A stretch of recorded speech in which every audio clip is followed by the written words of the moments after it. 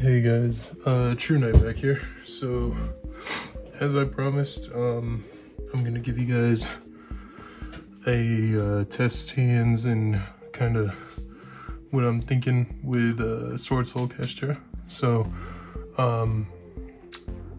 in this video tonight, you'll see a few test hands, kind of just go through combos and things that I'm thinking of that nature for the deck. But before we get into that, I want to go over the profile. My thoughts on the deck have kind of changed after reviewing a little bit more and diving into a little bit more. I was playing things wrong. I think Prosperity is a must in this deck. It really bridges the gap between the two, and you really need to mess with your extra deck more. So without further, let's get into it. So I am a bit under the weather, so bear with me. Starting out with Swordsoul, running the 3 Moye. In this deck, you need 3. She's your searcher, or not your searcher, but she's your drawer, and sometimes trying hand traps really helps out with this deck a lot. Next up, 3 Long Yuan. Not much to say about him. He's probably the end-all be-all. If you can get the Baron to go through, you're pretty well set up for your combos without fear. 2 Tai. Still 2. I just think that if you brick in a sense, which is still my biggest gripe with this deck, is bricking. But either an emergence or getting a Taya really helps you to not break as hard. So this is actually a key card in this deck. I did see somebody run 3 of this and 2 Moye. Ballsy, but I actually think that might be the right play. So tend to agree with that person. Finally, to Ecclesia. I don't think 3 is needed in this format of this deck. I know a lot of people sacrificed the second Taya for Ecclesia, but I just think 2 is fine. And then 3 Emergence, of course, if you got Rhoda, play it. And the 1 Blackout, still prevalent. I did take out the Abyss Dragon. I love it. I want to see tech cards like that. I'm all for it with the format and everything. I want to see the other Swordsoul cards perform, but I think in a deck with this tight of space, you just don't have room for it. So sadly. Kashtira cards, we're running 3 Unicorn, of course. As long as this thing's at 3, you run it at 3. I firm believer, I don't think anything's wrong with Kashtira cards, but yeah, that's a different topic. 2 Fenrir, I do see a lot of people running 1, but I think 2 is the play in this deck. I did change this one. I'm now running 2 Riseheart. I think this guy is just key to your combos and follow-up, and you need to be able to go more than 1 turn. So I think this guy really helps with that. So, and then 1 Scareclaw. We play 3 of the field and 1 terraforming. Self-explanatory. 2 Theosis and the 1 Birth. I do want 2. I can't find the room for it. Sucks, and I don't want to play more than 40. So, and then finally the 1 Big Bang. And then, as I stated, I think Prosperity is just the bridger of the 2, really helping your hand out when you have a cloggy hand or a hand that's just missing that 1 key component. I think this card really helps you solve those gaps. For hand traps, we're just going with 8 of them. I wanted to do the turn stoppers rather than Ash and Ogre, so I decided these 2 because this deck can play through D-Barrier, and because this card is so nuts with the given format right now that you just gotta play it. Last 2 cards of the deck, 2 Ogre. This could have been like 2 talents, something of that nature, but I just rather have the hand trap in my hand personally for going second. So that's it for the main. It is 40. For extract, you got your Prosperity Fodder. I do want this to be a Fossil Knight, but this card is so dang good too. I've had moments where I'm like, I might as well just summon this and pop a card that's caused me trouble. You only run one backseat in this build, in my opinion. I do see the sense in running two, but I just don't, again, I don't have room for it. So, 2 Yugioh, pretty self-explanatory there. One of each of the bosses. And then to round out the synchros, you got the Baron, of course. For Kashtira cards, we're running 2 Arise Heart, 1 Jenga, 1 Mind Hacker. Decided to go with this just because in time, game 3s, this card can drop bombs. This is really a, whatever you want to call it, space. I love Big Eye because I hate dealing with problematic monsters, so I think that this is just a great card to go into. Could be Annihilation, could be second backseat, it could be a number of things, but this is what I chose for it to be. Now this side deck is just for what I would play, but 3 Gamma Seal. I have gone away from Nibiru. Respect the back row, so those 3. Respect Super Heavy, respect Sprite. Still, I think this is a strong card. I know that there's a lot of boards that build negates now, but I think this card is nutty still. And then my Floodgate. I was thinking Summon Limit, but I'd rather just be able to call my opponent out on whatever I don't want to see. So that's it for the deck, guys. Let me know what you guys think in the profile part where you would change up ratios and everything, please. I'm all for ideas. No negativity, just positive encouragement, but of course, give me your guys' ideas and everything like that. So, alright, let's shuffle up, get into it, and see what we can do here. We'll do a few test hands, just kind of see what I'm thinking, see how it goes. Maybe potentially show you guys the element of breaking, which drives me nuts in the deck. So let's just see what happens, okay? Be on the lookout this weekend for more profiles with like tournament structure and things like that coming up. Hopefully we get a list soon. I know it's a meme now, but yeah, I'd really like to see a list, so that way we can make updates where we need to. But anyway, cut the deck. Okay, we'll roll. So I'm the first one, so I roll 5. Opponent rolls a 5. I roll 3. Opponent rolls an 8. So opponent will go first. So we're going to go second.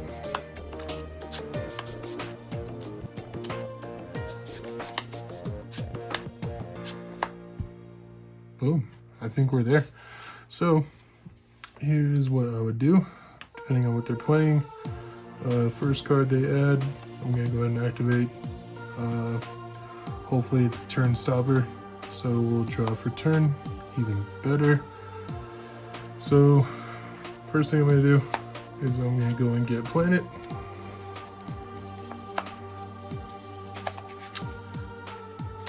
Shuffle. Now from planet, I'm a gatherer before I make plays, so I'm gonna go ahead and grab this to go and get.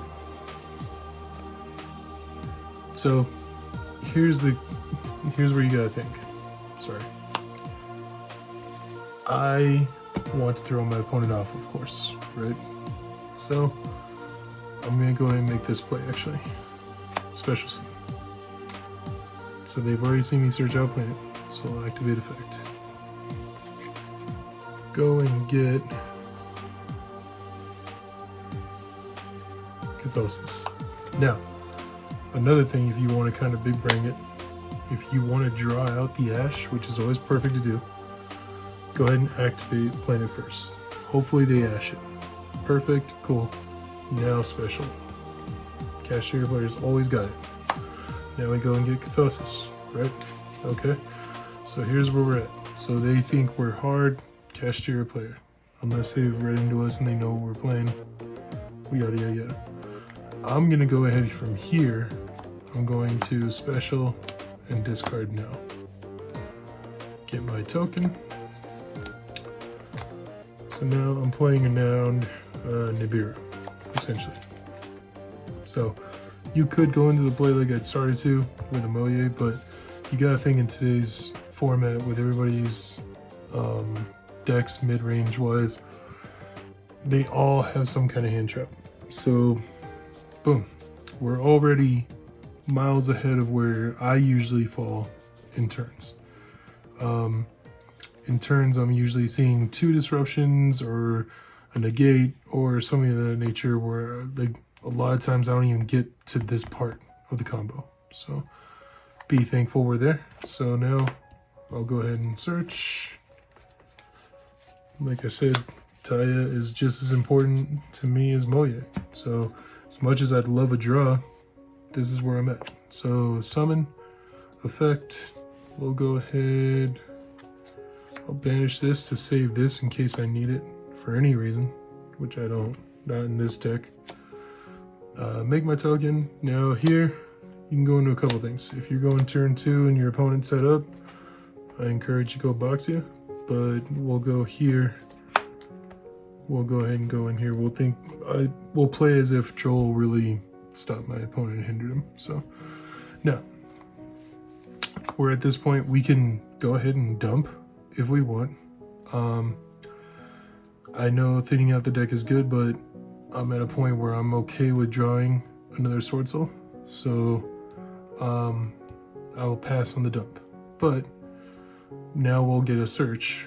So here, I'm always going to search a blackout, unless I have it in here. It's just the way I play.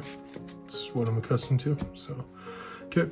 Now for my hand, I'm going to activate Catharsis, sorry, targeting Unicorn. We'll go ahead and special Fenrir. And then Fenrir will go off and get us Price Right. So this will go to grave, this will come to hand. Perfect. Combo is going along perfectly. We will summon here. So this is game 1. Turn 2, I've already seen what they're playing. I'm not really worried about their extra deck. If I am worried about their extra deck, I might just go into it now, but for the sake of doing the combo, I'll go into Shangri-La. We'll special. Effect. We will dump into the banish, and that will cause this to go off because this guy will mill 3 face down. So that'll pop, and then the other effect, I will be able to special. I'll choose to special this just because I want to banish a monster next turn, should I need to, and I am going to special Unicorn in standby phase. So here, I want to maintain perfect war presence. So rather than going into, like, let's say if I was dealing with a problematic monster, I'd go into this. If I wanted more information on the extra deck, I'd go into this. Game 3, usually I'm going to go into this, but for this sake, I'll just go here. And then his effect here will attach. And then we will set blackout. So this right here is the, in my opinion, perfect setup. I have my negate, my banish. This is going to continue a loop. Macrocosmos walking around. I got Icarus attack for a backup, and I have follow-up, you know? So I think right here, I'd be perfectly content. Whatever I'm going to draw next turn, even better. So then boom, go into a unicorn, whatever I want to do, you know. So pretty perfect first hand. Never happens. So we'll do one more now. One more, two more maybe. We'll see. Hope you guys are liking the video so far. I know with this kind of deck, you have a lot of players who know the main combo, and that's kind of what they just stick to as their gun. But there's a lot of finagling around things you can do that will help you to get better with it. So let's act as if though this is game 3. We're not siding, but we'll just act as if this is game 3, and this is something that either I'm dealing with a Nibiru, or I'm dealing with a Baron, or I'm going into, let's say, like 2-3 minutes left on the clock. So just want to stop my opponent. I'll give you my thought process here. So I roll a 7, they roll a 5, I'll go first. Let's hope we don't break. Meh. Perfect. Meh. Okay. We're playing Kashtira. So turn 3 of game 3 kind of sucks, but it is what it is at this point. So for this, now I'm not too good with the Kashtira combos, but let's just play the Kashtira hand. So I'm gonna activate, I'm actually gonna search out Scareclaw, and then we will special. 1 to 4, we don't get hit with anything. 5 and 6, we get hit with something. Cool. This goes off. Yes, that is actually how I do my test hands. Is I'll roll a d6 to see if my opponent stops me. I know it sucks, but at the same time, that's Yu-Gi-Oh, you know? You gotta see if they have it. So here, I'll target unicorn. Go into Fenrir. Fenrir will grab me Riser. So far, so good. So we'll go here. Let's go ahead and Star Wishing. Now we would just lose to Nibiru, of course, but not really here to test out a Rise Hard Pass. So okay, so we're there. We'll go here, and we will dump to the exile. Sorry, game 1 of the Panthers and Carolina are on, and it's crazy. They're going into a, what is that? They're going into a 4th overtime? Holy smokes. I'm a big hockey fan, so. Okay, anyway, so we will mill 3, and then his effect will trigger. We'll special. And then we will special dump it. So, okay. So overall, we'll act as if the opponent doesn't have Nibiru. We're looking pretty good, okay? So let's say we're going into game 3, and I know I'm playing against a boss monster, so I want to stop that, of course. So I'll go ahead and go here.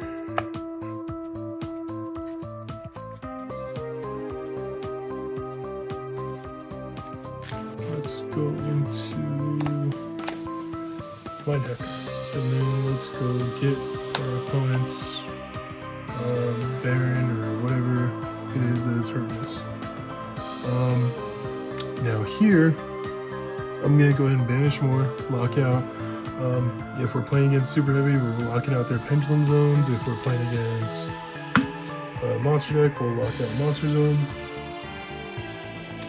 Sorry, excuse me. Really, kind of just depends on your matchup. Now, what I'm most likely going to do is, because instead of banish effect, on summon or anything like that, I'm gonna go ahead and just go into the Eraser. Finish out with him. That way I have drone lock should they out this. I have follow, like I have ways of getting around my opponent. Just go, go, go. On standby phase, I'll activate. That way if they activate anything, I still have even more follow-up. Now it sucks because we are through our Fenrirs, so that does suck. But you never know. Hopefully it's enough, and boom, we might be good here. If we can get an emergence, just go off there and go get a Yugioh and kind of go off that way. But yeah, we just gotta hope that this is enough to hold him off for game 3, or this could easily have been Dark Arm. And then in that case, what I would probably do is keep him on rather than going into a Riser. Just my thought process. Reason being for that is because then I have 3 disruptions rather than a walking banish. I would keep this open, and my end board would essentially be this. I would essentially finish like this, because I know in standby phase I'm gonna go and get him. So my thought process here is I would have my opponent kind of screwed for activating any kind of effects. I have a zone locked out already if they're pendulum zones, so if they're super heavy, I already got 1 zone locked out. So unless they have the answer, and they need to have the answer, because then standby phase here, should you activate any effects, I can banish you, I can go into your extra deck even more, you're paying life, and then once you add a card, I stop that the rest of the turn. So pretty strong. It's just Kashtira. I know it's not Swordsoul, but sometimes that's good enough to get the job done. So hopefully, fingers crossed. So that's it for test hands and deck profile to kind of give you my update. I think that again, this card is insane. Like just being able to go into things, just like I said, boom, I have Taya, I have follow up should I need it. If I had Swordsoul cards, I had this. Like this card really helps your hands a lot. So I hope you guys enjoyed this. I hope this was helpful to give you guys the thought process of this deck, my thought process at least, of what I'm thinking with it. I know it's kind of elementary, it's not really deep in thought like a lot of Yu-Gi-Oh players, but bear with me, I'm only like a week into this deck, 2 weeks into this deck, so I'm still learning the ins and outs of it. I'm not like some of these guys who have played it since the day it all came out. So yeah, I was late to the Kashtira bus just because I didn't like Kashtira for the longest time, but when I started researching Kashtira Swordsoul, it really stuck out to me. So I became heavily interested in that. So be on the lookout, like I said, more videos coming, like tournament this weekend. Tomorrow is the tournament day, and so deck profile of what I played, and then rounds of matches and everything like that. Hopefully we can do good and start getting back on the winning track. It's been rough. Life's been happening a lot, so my mind has been clear. But hopefully we can get past all that and start getting out of this mental block, and I can get out of this rut that I just feel like this deck is so weak, whereas a lot of others say it's just so strong. So hopefully I can start proving that, start getting this going again, and get the confidence back in the deck going again. So that way, just in time for a ban list, and then I have to re-shake up every list that I play. So anyways guys, that's it for me tonight. Hope you all have a good night. Be respectful, be kind to each other, be nice, and I'll see you in the next one guys. True night out.